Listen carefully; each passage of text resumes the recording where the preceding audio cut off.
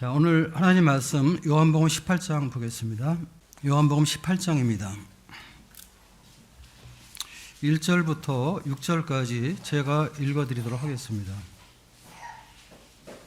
요한복음 18장 1절부터 6절입니다. 제가 읽겠습니다. 예수께서 이 말씀을 하시고 제자들과 함께 기드론 시내 건너편으로 나가시니 그곳에 동산이 있는데 제자들과 함께 들어가시니라. 그것은 가끔 예수께서 제자들과 모이시는 곳이므로 예수를 파는 유다도 그것을 알더라. 유다가 군대와 대제사장들과 바리새인들에게서 얻은 아랫사람들을 데리고 등과 횃불과 무기를 가지고 그리로 오는지라. 예수께서 그 당할 일을 다 아시고 나아가 이르시되 너희가 누구를 찾느냐? 대답하되 나사렛 예수라 하거늘 이르시되 내가 그니라 하시니라. 그를 파는 유다도 그들과 함께 섰더라. 예수께서 그들에게 내가 그니라 하실 때에 그들이 물러가서 땅에 엎드러지는지라. 요한복음을 그동안 계속 상고해 봤는데 요한복음 13장부터 16장까지는 주님께서 세상을 떠나시기 전에 사랑하는 제자들에게 꼭 필요한 교훈과 약속의 말씀으로 위로를 하셨습니다. 그리고 마지막으로 17장에서는 아버지 하나님께 제자들을 부탁하는 그런 기도를 하셨습니다. 이제 남은 길은 이제 한 가지입니다. 그것은 뭐냐면 예수님께서 십자가에서 못 박히시고 돌아가시는 이제 그 일만을 남겨놓고 있습니다. 주님께서 요한복음 10장 14절에서 그렇게 말씀하셨습니다. 나는 선한 목자라고 말씀하셨고 또 선한 목자는 양들을 위하여 목숨을 버린다고 말씀하셨습니다. 그러나 그 목숨을 누가 내게서 빼앗는 것이 아니라 내가 스스로 버린다 이렇게 말씀하셨는데 주님은 그 말씀하신 대로 스스로 자원해서 십자가의 길을 가시게 됩니다. 18장 1절에 보니까 예수께서 이 말씀을 하시고 제자들과 함께 기드론 시내 건너편으로 나가시니 그곳에 동산이 있는데 제자들과 함께 들어가시니라. 주님께서 이제 기드론 시내를 건너서 겟세마네 동산으로 들어가시는 모습을 보게 됩니다. 그때 이제 유다가 로마 군대와 대제사장의 부하들을 데리고 예수님을 잡으러 오는 그런 모습을 이 말씀에서 우리가 보게 됩니다. 주님은 그들을 봤을 때 피하시거나 그들을 대적하거나 공격하지 아니하셨습니다. 오히려 주님은 자신을 스스로 그들에게 내어주시는 그런 모습을 보게 됩니다.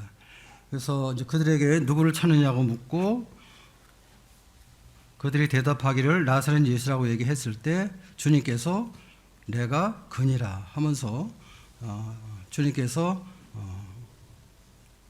나사렛 예수인 것을 그들에게 알려주시는 그런 말씀을 보게 됩니다. 이러한 상황에서 주님은 당하지 아니하시고 침착하게 말씀하시는 그런 모습을 보는데 18장 4절 보겠습니다. 예수께서 그 당할 일을 다 아시고 예수님이 모든 것들을 다 하셨습니다. 가룟 유다에게 배신당할 것도 주님 아셨고 또 로마 군대와 유대인들에게 잡히실 것도 주님 아셨습니다. 또 안나스와 가야바에게 재판을 받으시고 또 베드레에게 주님을 3번 부인하는 그런 일을 당하실 것도 주님 아셨습니다. 또 새벽에 빌라도에게서 재판받으실 일과 그리고 사형 선고를 받고 십자가에 못 박히셔서 돌아가시는 이 모든 일을 주님은 이미 다 알고 계셨습니다. 이러한 일은 어떤 면에서 참 슬프고 가슴 아픈 일이죠. 또 영적으로 볼 때는 아주 악한 일이고 패역한 일입니다. 그러나 예수님은 이렇게 고난받을 것을 모두 아시고도 아버지 하나님 앞에 복종하셨습니다. 사도 바울은 죽기까지 복종하셨다. 그렇게 표현을 하고 있습니다. 모든 것을 다 아시고 계시기 때문에 사실은 피할 수도 있습니다. 그러나 피하지 아니하시고 예수님은 그대로 그들에게 체포를 당하게 됩니다. 그런데 예수님이 체포당하시고 십자가에 돌아가신 일은 사실 뭐 사람들의 권세로 된 것은 아닙니다. 어떤 유대인들의 종교 권력이라든지 로마의 공권력에 의해서 예수님이 돌아가신 것이 아니라, 또 사람들이 주님의 목숨을 빼앗아 죽인 것이 아니라 주님께서 양들을 위해 우리 같은 죄인들을 구원하시기 위해서 스스로 잡히신 것입니다. 또 스스로 죽으신 것입니다. 이 스스로 잡히시고 스스로 죽으신 이 사실을 마음 가운데 깊이 묵상하게 될 때 참 우리를 향한 우리 예수님의 사랑은 참 놀랍다는 그런 생각이 들었습니다. 또 우리 마음에 우리를 이렇게 사랑하시는 분이 또 어디 있겠나 하는 그런 마음이 들면서 주님 앞에 참된 그 감사가 마음에 들었습니다. 그런데 이제 예기치 않은 일이 일어나는데 10절 보겠습니다. 이에 시몬 베드로가 칼을 가졌는데 그것을 빼어 대제사장의 종을 쳐서 오른편 귀를 베어버리니 그 종의 이름은 말고라. 예수께서 베드로더러 이르시되 칼을 칼집에 꽂으라. 아버지께서 주신 잔을 내가 마시지 아니하겠느냐 하시니라. 이제 전혀 예기치 못한 일이 발생했는데 그것은 이제 베드로가 칼을 빼가지고 이 대제사장의 종인 말고를 사실 죽이려고 했던 것 같아요. 죽이려고 했는데 어떻게 죽이진 못하고 이제 이렇게 귀를 베는 이러한 일이 발생이 됐습니다. 물론 이것은 뭐 주님이 시키신 일이 아니죠. 베드로가 이제 칼을 사용했는데 이것은 어떤 베드로의 어떤 잘못된 열심이죠. 그렇죠? 그래서 주님께서 이제 베드로의 그러한 행동을 나무라시면서 칼을 칼집에 꽂으라고 말씀하셨습니다. 그리고 마태복음 26장 52절에 보면은 칼을 가지는 자는 다 칼로 망한다 이런 말씀을 하셨습니다. 그래서 이 하나님의 뜻은 칼로 이루어지는 것이 아니다.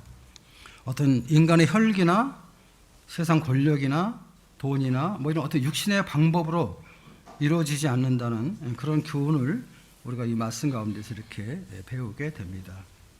누가복음 22장 51절에 보게 되면 주님께서 이제 그 말고의 귀를 만져서 말고의 귀를 붙여주시는 그런 모습이 나오게 되는데 사실 육신적인 일은 이 하나님의 일을 하는 것이 아니라 하나님의 일을 방해하는 것입니다.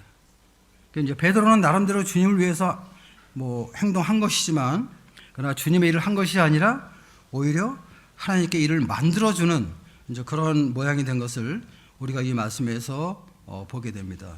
사실 베드로의 행동은 하나님의 뜻이 아니었죠. 자기 뜻이었습니다. 자기 생각이었어요. 우리도 이럴 때 많죠. 주님의 이름을 앞에 내세우면서 사실은 자기 뜻을 관철하려고 또 자기 생각을 이제 행동하려는 이제 이런 것들이 종종 있습니다. 그런데 주님은 이러한 베드로에게 아버지께서 주신 잔을 내가 마시지 아니하겠느냐. 아버지께서 주신 잔을 내가 마셔야 된다.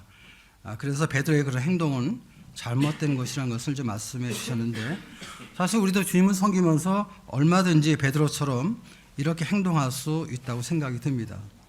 그래서 우리가 이 주님을 섬기면서 이 주님보다 앞서 행하지 않도록 조심하는, 말씀보다 앞서 나가지 않도록 조심하는 이런 것들이 우리 모두에게 필요하다고 생각이 되고 특별히 우리가 주님의 인도하신 가운데 행하는 이러한 태도가 참 필요하다는 것을 교훈으로 받게 됩니다. 이제 18장 12절부터는 이제 예수님께서 이제 재판받는 그런 모습들이 19장까지 이렇게 나오게 됩니다. 그래서 여기서 이제 우리가 두 종류의 재판을 보게 되는데 그것은 첫 번째는 유대인들에 의한 종교적인 재판입니다. 산헤드린 공회에서 재판을 받게 되죠. 주님께서 산헤드린 공회에서. 그래서 전임 대제사장이었던 안나스에 의해서 재판을 받고 또 가야바가 이제 이 당시 대제사장이었습니다. 이 사람들에 의해서 재판받는 모습이 이제 공관복음과 요한복음에 이렇게 기록이 되어 있습니다. 그리고 그 다음에 이제 로마 총독 빌라도에게 정치적인 재판을 받죠. 유대인들에게는 그 사람을 사용할 수 있는 권리가 없었기 때문에 이제 로마의 법정에서 그 사형 선고를 받는 것이 가능했기 때문에 이제 빌라도에게 재판을 받는 이런 모습이 이제 기록이 되어 있는데 놀라운 것은 이 재판 과정에서 우리 예수님께서 자신의 정체성을 직접 드러내셨다는 것입니다. 그러니까 예수님 어떤 분이신가를 직접 말씀하시는 것을 우리가 보게 됩니다. 이 가야바의 신문은 요한복음에 나와 있지 않기 때문에 우리가 마태복음 26장을 보겠습니다. 마태복음 26장 57절에 보면은 예수를 잡은 자들이 그를 끌고 대제사장 가야바에게로 가니 거기 서기관과 장로들이 모여 있더라. 59절 대제사장들과 온 공회가 예수를 죽이려고 그를 칠 거짓 증거를 찾으매 이제 사내들인 공회가 모인 것을 보게 됩니다. 여기 대제사장이 모이고 서기관들, 장로들 이런 사람들이 이제 공회 회원들인데 이들이 모여서 이제 예수님을 재판하는 이제 이런 모습을 우리가 보게 됩니다. 60절부터 보면은 거짓 증인이 많이 왔으나 얻지 못하더니 후에 두 사람이 와서 이르되 이 사람의 말이 내가 하나님의 성전을 헐고 사흘 동안에 지을 수 있다 하더라 하니 대제사장이 일어서서 예수께 묻되 아무 대답도 없느냐 이 사람들이 너를 치는 증거가 어떠하냐 이제 이렇게 막 그 거짓 증인들을 세워서 거짓 증거를 하고 있습니다. 그런데 예수님이 이제 침묵하시고 대답을 하지 아니하셨죠. 그런데 이제 63절에 예수께서 침묵하시거늘 대제사장이 이르되 내가 너로 살아계신 하나님께 맹세하게 하노니 내가 하나님의 아들 그리스도인지 우리에게 말하라. 아주 중요한 지금 질문을 하고 있죠. 그리고 특별히 하나님의 이름으로 맹세하게 하면서 이제 질문하는 모습을 보게 됩니다. 근데 여기에 이제 주님께서 대답을 하십니다. 64절. 예수께서 이르시되 네가 말하였느니라. 그러나 내가 너희에게 이르노니 이후에 인자가 권능의 우편에 앉아 있는 것과 하늘 구름을 타고 오는 것을 너희가 보리라. 네가 말하였다. 그래. 내가 바로 하나님의 아들 그리스도이다. 그런 말씀이죠. 그래서 예수님 자신이 스스로 하나님의 아들 그리스도이심을 인정하신 그런 말씀입니다. 아주 놀라운 말씀이죠. 사실 그 마태복음 16장에 보게 되면 베드로가 그런 고백을 하죠. 주는 그리스도시요 살아계신 하나님의 아들입니다. 이런 놀라운 고백을 하는데 그때 주님께서 내가 그리스도인 것을 말하지 말라고 경계하셨어요. 제자들에게. 또 귀신들이 가끔 예수님에 대해서 잘 알았을 때 뭐 거룩한 자의 아들이십니다. 하나님의 아들이십니다. 이런 얘기 했을 때 그 귀신들에게도 이제 그런 말을 하는 것을 경계하는 이런 모습을 보게 되는데 그런데 여기서는 주님께서 직접 네가 말하였다. 그렇다. 내가 바로 하나님의 아들 그리스도다. 이렇게 주님께서 말씀을 하신 것입니다. 주님이 스스로 이런 말을 하신 적은 없거든요. 사실은 이전까지는. 그런데 이 재판 과정에서 처음으로 이런 말씀을 하시게 됩니다. 그랬을 때 이 대제사장과 유대인들의 이제 반응이 어떤 것입니까? 65절 보니까 이에 대제사장이 자기 옷을 찢으며 이르되 그가 신성 모독하는 말을 하였으니 어찌 더 증인을 요구하리요. 보라 너희가 지금 이 신성 모독하는 말을 들었도다. 너희 생각은 어떠하냐 대답하여 이르되 그는 사형에 해당하니라 하고 이에 예수의 얼굴에 침 뱉으며 주먹으로 치고 어떤 사람은 손바닥으로 때리며 이르되 그리스도야 우리에게 선지자 노릇을 하라. 너를 친 자가 누구냐 하더라. 대제사장이 아주 분노했죠. 이 옷을 찢으면서까지 신성 모독, 이 하나님의 신성을 모독했다고 분노하는 모습을 보게 되고 그리고 86절에 보니까 유대인들이 사형에 해당된다는 이런 말을 하는 것을 보게 됩니다. 그리고 이제 주님에게 침을 뱉고 주먹으로 치고 손바닥으로 때리는 정말 엄청난 일을 하는 것이죠. 이분이 누구십니까? 육체로 이 땅에 오신 하나님이시잖아요. 창조주이시잖아요. 메시아이시잖아요. 심판주이시잖아요. 그런데 피조물들인 이 죄인들이 이 거룩하신 하나님의 아들을 침을 뱉고 주먹으로 치고 손바닥으로 때리는 정말 말로 행할 수 없는 엄청난 모욕을 행하는 것을 우리가 봅니다. 예수님은 사실 십자가에 죽으셨는데 예수님의 죄명은 그거예요. 신성모독죄입니다. 하나님을 모독했다 해서 돌아가셨는데, 그러나 주님 3일 만에 부활하셨고 승천하셨고 또 성령님을 보내주심으로 인해서 예수님께서 하나님의 아들 그리스도이심을 온 세상에 증명하셨죠. 그러니까 하나님을 모독한 것은 예수님이 아니죠. 유대인들이 모독한 거예요. 유대인들이.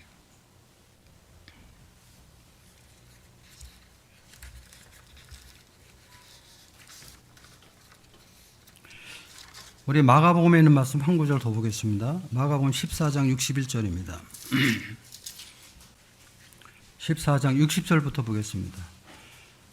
대제사장이 가운데 일어서서 예수에게 물어 이르되 너는 아무 대답도 없느냐? 이 사람들이 너를 치는 증거가 어떠하냐 하되 침묵하고 아무 대답도 아니 하시거늘 대제사장이 다시 물어 이르되 내가 찬송 받으리의 아들 그리스도냐?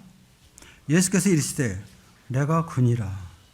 인자가 권능자의 우편에 앉은 것과 하늘 구름을 타고 오는 것을 너희가 보리라 하시니 대제사장이 자기 옷을 찢으며 이르되 우리가 어찌 더 증인을 요구하리요. 여기서도 대제사장이 네가 찬송받을 이의 아들이냐 그리스도냐 이렇게 물었을 때 예수님께서 내가 그니라 하고 이렇게 분명하게 대답하시는 이런 모습을 우리가 보게 됩니다. 또 누가복음에 있는 말씀도 한 절 더 보겠습니다. 누가복음 22장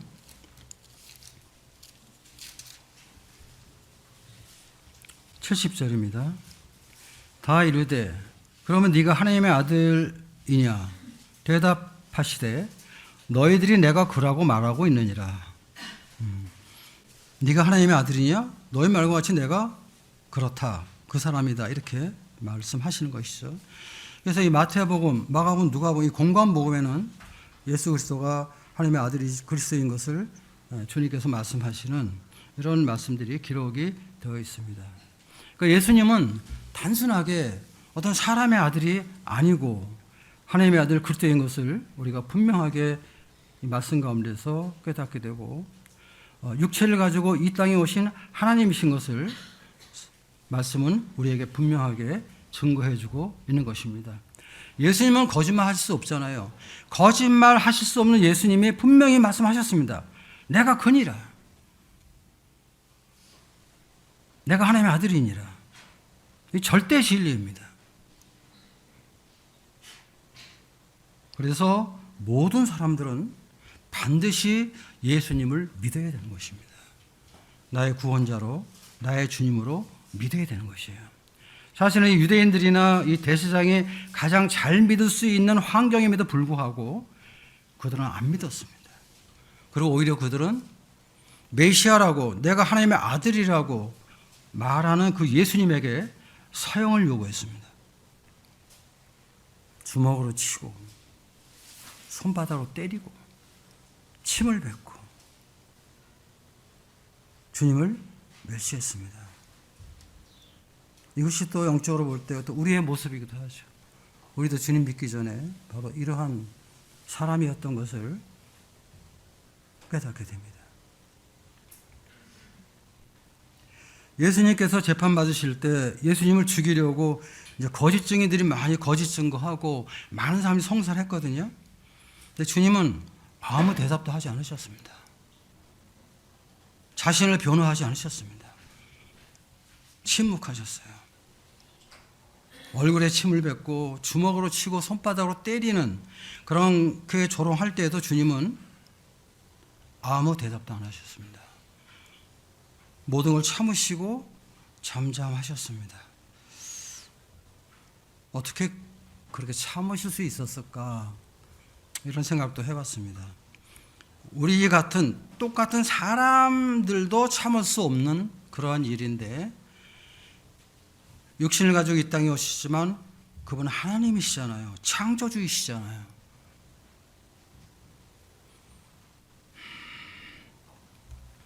이사야 선지자는 주님 오시기 700년 전에 이사야 53장에서 그렇게 예언을 했죠.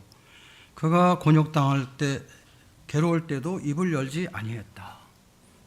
도수장으로 끌려가는 어린 양처럼 털강지 앞에 잠잠한 양같이 입을 열지 않았다. 이렇게 예언했는데 그 말씀 그대로 이루어지는 것을 우리가 보게 됩니다.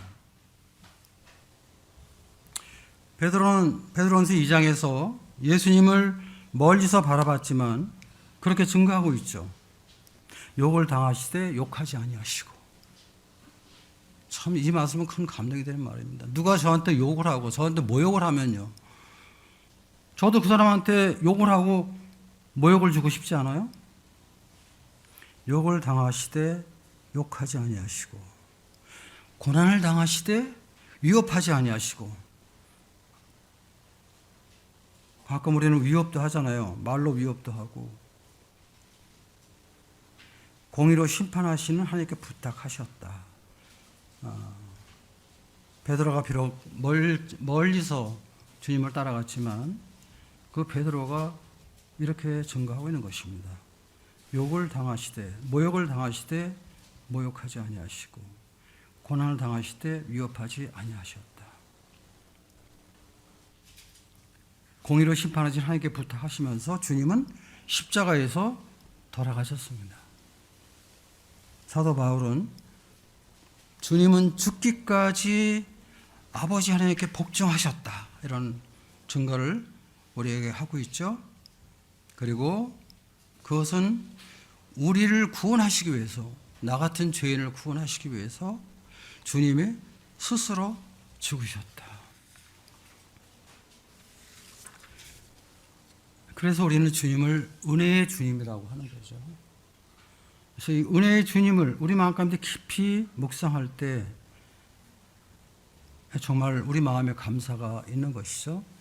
그분에 대한 찬양과 경배가 있게 되는 것입니다.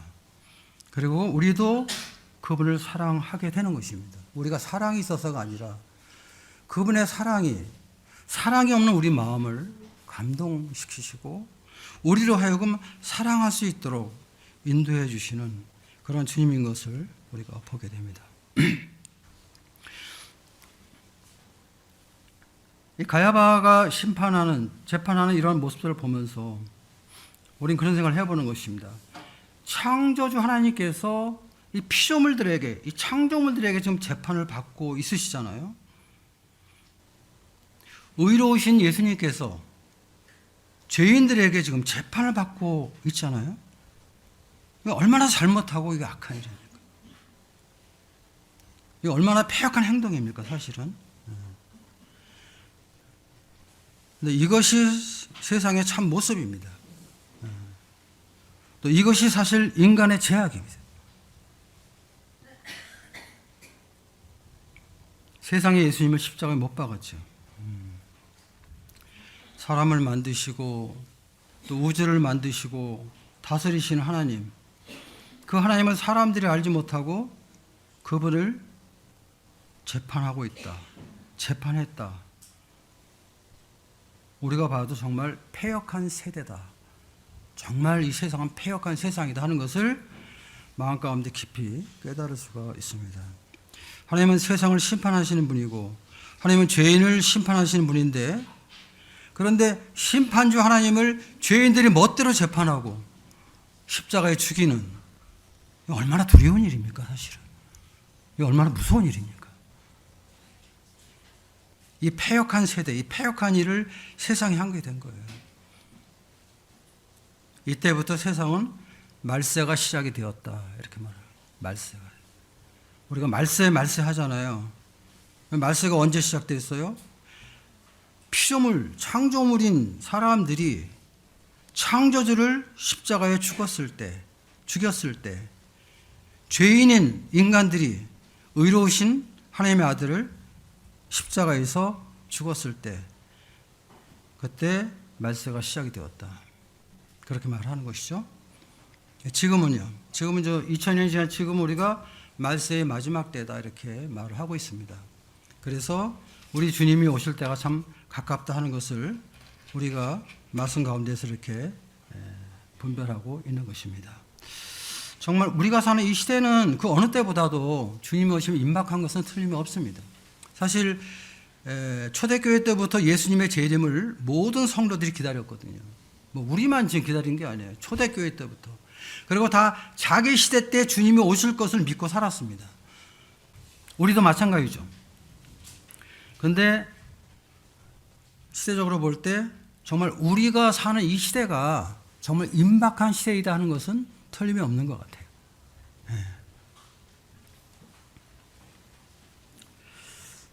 그다음 우리 이제 빌라도의 재판을 한번 보겠습니다. 요한복음 18장 다시 돌아가겠습니다. 요한복음 18장 28절입니다. 그들이 예수를 가야바에게서 관정으로 끌고 가니 새벽이라. 그들은 더럽힘을 받지 아니하고 유월절 잔치를 먹고자 하여 관정에 들어가지 아니하더라. 그러므로 빌라도가 밖으로 나가서 그들에게 말하되 너희가 무슨 일로 이 사람을 고발하느냐.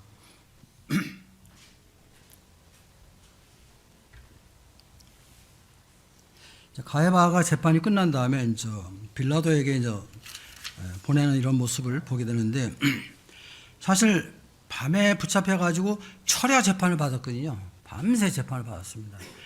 새벽쯤에서 이제 빌라도에게 이제 보내게 되는 거죠. 아주 이 재판이 아주 신속하게 진행이 되고 있어요. 아주 빠르게. 그리고 사실 사내들이는 공회는 밤에 모이지 않습니다. 그냥 밤에 모이면서 그들이 재판을 계속 이렇게 하는 것을 우리가 보게 됩니다. 왜냐하면 예수님을 빨리 죽이려고, 죽이기 위해서 이렇게 한 것입니다.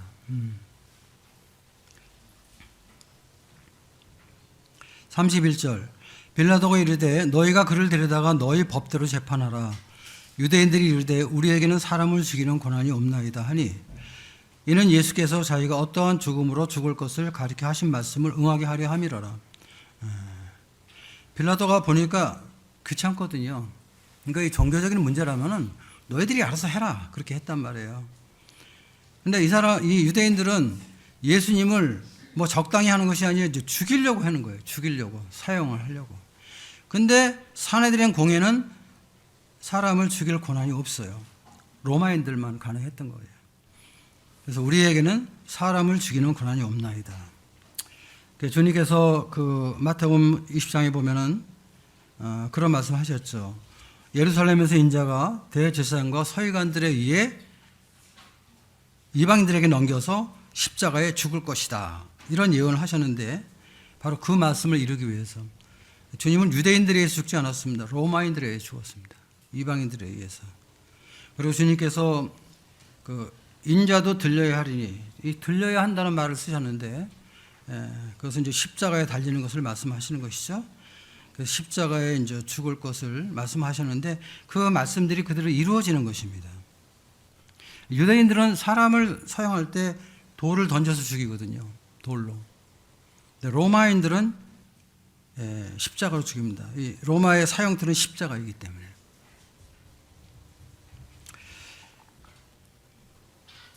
그리고 이제 35절에 보면은 빌라도가 대답하되 내가 유대인이냐 내 나라 사람과 대제사장이 너를 네게 넘겼으니 네가 무엇을 하였느냐. 이렇게 얘기했을 때 주님께서 36절에 말씀하십니다. 예수께서 대답하시되 내 나라는 이 세상에 속한 것이 아니라 만일 내 나라가 이 세상에 속한 것이었더라면 내 종들이 싸워 나로 유대인들에게 넘겨지지 않게 하였으리라. 이제 내 나라는 여기에 속한 것이 아니니라. 주님이 아주 놀라운 말씀을 하셨죠. 여기서 주님이 하신 말씀이 뭡니까? 내 나라, 내 나라가 있다는 것입니다. 내 나라. 내 나라는 이 세상에 속한 것이 아니다. 이 말씀 뭐예요? 세상 나라 외에 새로운 나라가 있다는 거예요. 모든 세상 사람들이 세상 나라가 전부인지 알잖아요. 오늘도 마찬가지예요. 오늘날도. 그런데 세상에 알지 못하는 나라, 세상에 속하지 않은 나라, 세상에 보지 못하는 새로운 나라가 있다. 그러니까 주님께서 이렇게 말씀하실 때 아무도 알아듣지 못했죠. 이해하지 못했습니다. 빌라도도 로마 관리들도 몰랐죠. 뭐 이것은 뭐 지금도 마찬가지죠. 지금 살고 있는 현대인들도 이 하나님의 나라 알지 못하잖아요. 빌라도에게는 세상 나라가 있었거든요. 그 세상 나라의 중심은 로마의 총독이었습니다. 그러나 예수님에게는 하나님의 나라가 있었습니다. 많은 사람들이 세상의 나라는 잘 알고 있지만 하나님의 나라는 모르고 있죠. 지금도 뭐 인구가 뭐 70억, 80억 되는데 사실 거의 몰라요. 하나님의 나라는. 보이는 이 세상 나라가 전부인 줄 알고 살고 있죠. 그런데 주님은 내 나라가 있다고 말씀하고 있어요. 소수의 그리스도인들만이 아는 것입니다. 사실 뉴스를 통해서 전 세계에서 일어나는 세상 나라에 대해서는 모두가 잘 알고 있잖아요. 그렇죠? 그런데 예수님께서 말씀하신 내 나라, 예수님이 왕이신 하나님 나라를 아는 사람은 많지 않다는 것입니다. 그런데 우리는 알고 있잖아요. 저는 알고 있잖아요. 우리 성도님들도 알고 있잖아요. 그런데 로마 총독인 빌라도는 몰랐습니다. 우리는 뭐 총독처럼 이렇게 높은 사람이 아니에요. 사실은 세상에서 볼 때. 총독은 아니지만 우리는 알고 있어요. 내 나라가 무슨 나라인지. 이 하나님의 나라를 우리가 믿고 있습니다. 참 이거 생각해 볼 때 참 우리가 정말 복받은 자들이다 하는 생각을 해봅니다. 그럼 이 세상 나라와 하나님의 나라는 어떤 차이가 있을까 좀 생각을 해보겠습니다. 세상 나라는 영원하지 않습니다.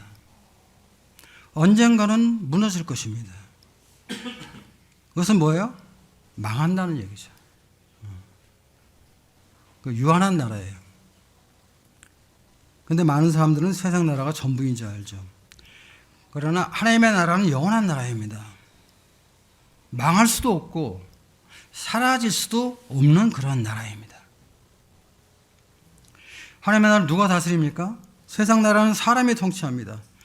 그게 뭐 대통령이나 왕이나 뭐 수상이나 또 뭐 북한처럼 이런 독재자 이런 사람이 통치를 하죠. 사람들이 세운 정치적인 조직, 어떤 사회적인 조직에 의해서 다스리는데 사실 그 배후에는 누가 있어요? 사탄이 있죠. 사탄이 있습니다.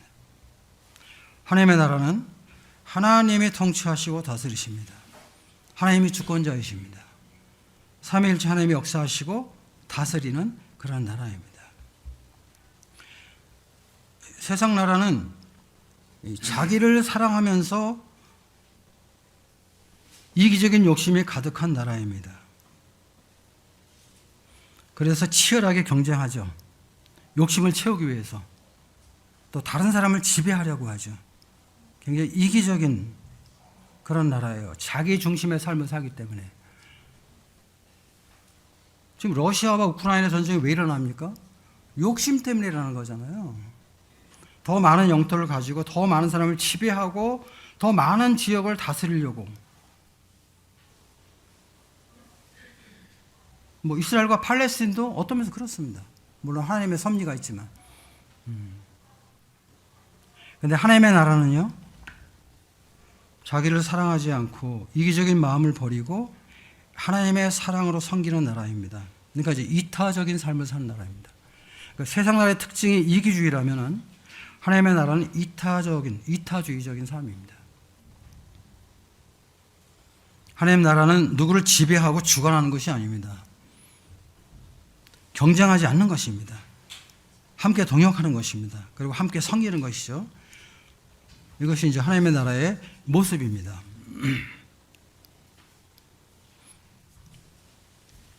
또 세상 나라의 목적은 물질적인 성공, 또 어떤 사회적인 지위, 뭐 이런 것들이 목적입니다. 또 정치적인 권력을 잡는 것. 이것이 이제 세상 나라의 목적이죠. 그래서 많은 권력을 갖고 많은 사람을 지배하고 많은 사람을 위해 군림하는 것. 근데 하나님 나라는 영혼을 구원하고 영생을 목적으로 하고 있죠. 그래서 하나님의 나라가 마음에 임한 사람들은 항상 이 하나님의 나라의 복음을 전하는 데 힘쓰는 것입니다. 국내에서도 우리가 복음을 전하고 해외 나가서 복음을 전하고 이 일에 우리가 또 모두 동역하는 것입니다. 바울은 로마서 14장에서 그런 말씀하죠. 하나님의 나라는 먹는 것과 마시는 것이 아니라 오직 성령 안에서 의와 평강과 희락이다. 이 세상 나라와 하나님의 나라는 이렇게 달라요. 세상 나라는 물질적인 것이라 그러면 하나님의 나라는 영적인 것이에요. 그리고 세상 나라는 이 세상에서 출생하면 자연적으로 들어가는 것입니다. 그런데 하나님의 나라는 자연적으로 들어갈 수 없습니다. 거듭나야 들어가는 것입니다. 거듭나야 들어갈 수 있어요. 성령으로 하나님의 복음을 깨닫고 예수 그리스도를 나의 구원자로, 나의 주님으로 믿을 때 들어갈 수 있는 것입니다. 율법으로 들어갈 수 없습니다. 선행으로 들어갈 수 없습니다. 무슨 많은 돈, 헌금으로 들어갈 수 있는 것이 아니죠. 봉사 그런 걸로 들어가는 것이 아니란 말이죠. 그러니까 이제 하나님의 나라와 세상 나라를 잠깐 좀 생각해 봤는데 세상 나라는 사탄의 나라입니다. 왜? 세상 임금이 사탄이니까. 그래서 세상은 항상 교회를 핍박하죠. 그리고 세상은 그리스도인들이 세상에서 주님을 섬길 때 고난받죠. 또 사탄이 유혹을 해서 실족을 시키죠. 이것이 세상의 실체예요.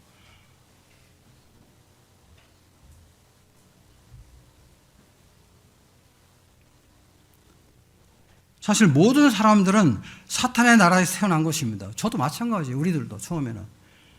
흑암의 나라에서 태어났습니다. 그런데 그리스도인들은 하나님의 은혜로 예수님을 믿고 사탄의 나라에서 하나님의 나라로 옮겨진 거예요. 소속이 바뀌었어요. 소속이 우리가.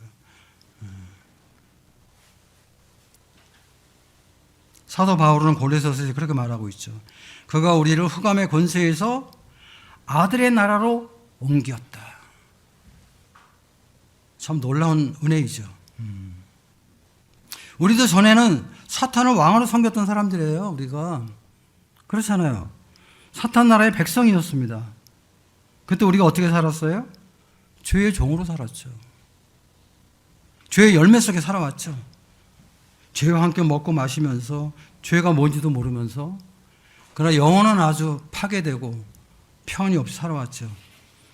근데 주님께서 우리에게 복음을 들려주시고 복음 속에서 우리가 정말 예수 그리스도를 십자가에 못 박은 죄인인 것을 깨닫게 하시고 알게 하시고 그래서 하나님 앞에 회개하고 예수님을 믿음으로 구원을 받았습니다. 그래서 우리는 사탄의 나라에서 하나님의 나라로 옮겨졌죠. 사탄의 백성에서 하나님의 백성으로 옮겨졌습니다. 과거에는 사탄이 나의 주인이었어요. 우리가 내 인생 내가 산다고 하지만 사실 내 배후에는 누가 나를 조종해요? 다 사탄의 영이 죄의 흐름이 나를 계속 지배했단 말이에요. 지금은 예수 그리스도가 우리의 참된 주인입니다. 예수 그리스도가 우리의 왕이십니다. 주님이 우리의 참된 목자입니다. 정말 우리는 주님께서 우리의 참 목자가 되신 것을 정말 감사해야 돼요.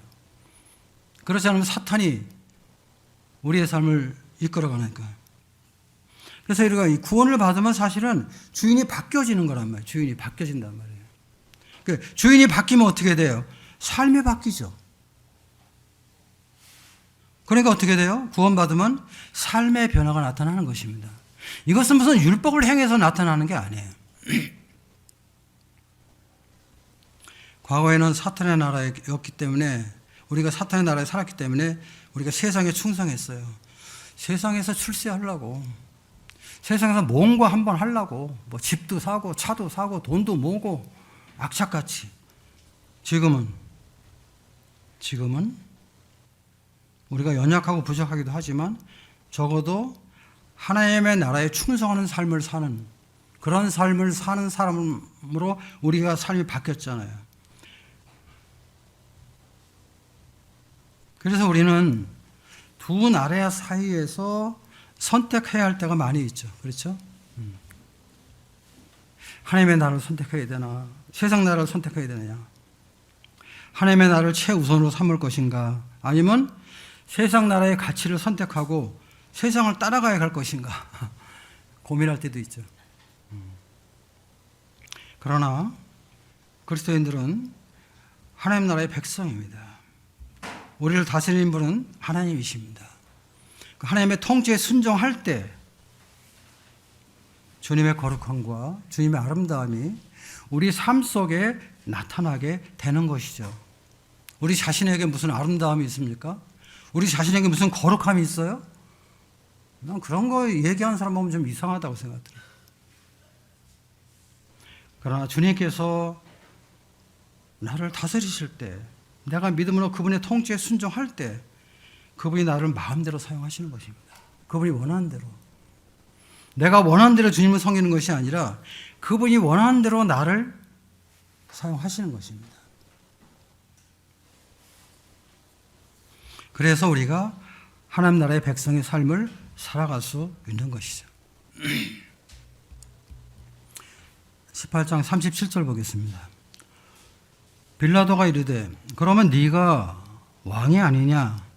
예수께서 대답하시되 내 말과 같이 내가 왕이니라. 내가 이를 위하여 태어났으며 이를 위하여 세상에 왔나니 곧 진리에 대하여 증언하려 함이로라. 무릇 진리에 속한 자는 내 음성을 듣느니라. 주님께서 말씀하시면 내가 왕이라고 말씀했습니다. 내가 왕. 유대인들이 고수하는 그런 왕 아니고 또 로마를 거역하는 그런 왕이 아니고 주님은 세상 나라의 왕이 아닙니다. 주님은 하나님 나라의 왕입니다. 그리스도 왕국의 왕이에요. 제가 구원받고 나서 형제들과 함께 굉장히 기쁜 가운데 있다가 이제 제대를 하게 됐습니다. 제대를 할 때가 가까우니까 막 그냥 염려와 걱정이 막 들어오는 거예요. 내가 앞으로 세상에 나가서 어떻게 사회생활을 할 것인가, 어떻게 살아갈 것인가. 이제 군대 들어오기 전까지는 제가 봤던 것은 세상 나라만 보였거든요. 세상 나라만. 그래서 이 나라에 충성하기 위해서 공부도 열심히 하고 나름대로 열심히 살았죠. 그리고 세상 나라에서 제가 뭔가 좀 출세하기를 원했죠. 근데 어느 날 복음을 두고 구원받게 되었을 때 어느 때부턴가 하나님의 나라가 보이는 거예요. 하나님의 나라가. 보일 때도 있고 안 보일 때도 있고. 왜? 믿음으로 보이는 나라니까. 그래서 이제 제대를 하고 이제 사회생활을 하러 나가게 되는데 내가 어느 나라를 위해 살아야 될까? 뭐 이런 갈등이 생긴 거예요. 과거에는 세상 나라만 보였으니까 그 나라에만 충성했는데 아마 제가 주님 믿지 않았으면 지금 제가 지금보다 좀 더 나은 생활을 했을 거예요. 그건 틀림없어요, 제가. 근데 세상 나라와 하나님의 나라. 이 세상 나라를 볼 때 내가 원하는 게 다 있는 거예요.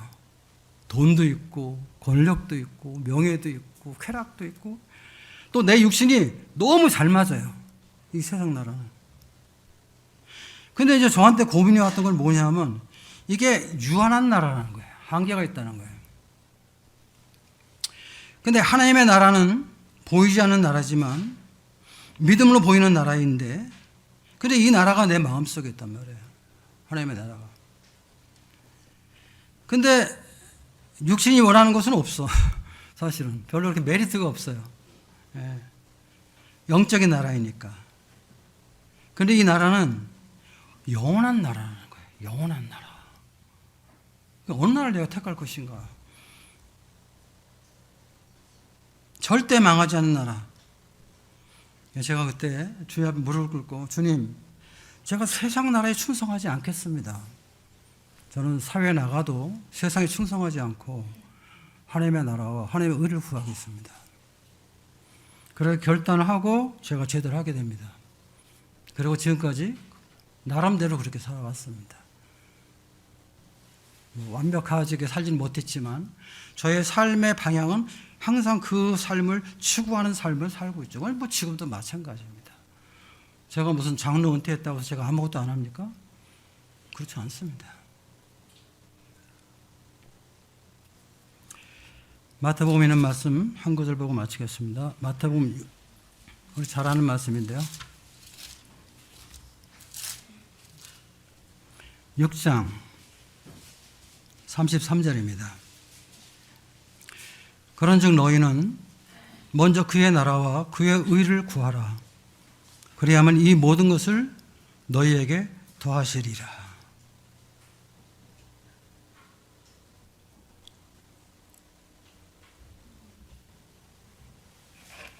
그래서 주님께서 저희가 보여주신 말씀이 이 말씀입니다. 그리고 이 말씀이 저희 집에 가훈이 됐어요. 애들이 학교 들어가니까 이제 뭐 가훈을 쓰라고 뭐 이렇게 나오는데 이 말씀 하나님의 나라와 의를 먼저 구하자. 이것이 저희 집에 이제 가훈이 되었죠. 우리가 오늘 말씀을 통해서 이 세상의 정체성이 무엇인가, 또 우리의 신분이 무엇인가, 우리는 어느 나라를 위해서 살아야 되는가, 이런 부분을 말씀하셨는데 결론적으로 이 말씀을 드리고 싶습니다. 그런즉 너희는 먼저 그의 나라와 그의 의를 구하라. 그리하면 이 모든 것을 너희에게 더하시리라. 그렇게 살 때 주님께서 저의 필요를 공급해 주시겠다고 약속하시는 것입니다. 이 말씀을 믿고 주님의 종들이 주님을 섬기고 또 해외에 나가서 복음을 전하고 또 하나님의 나라의 확장을 위해서 일하고 있는 것이죠. 말씀 마치겠습니다.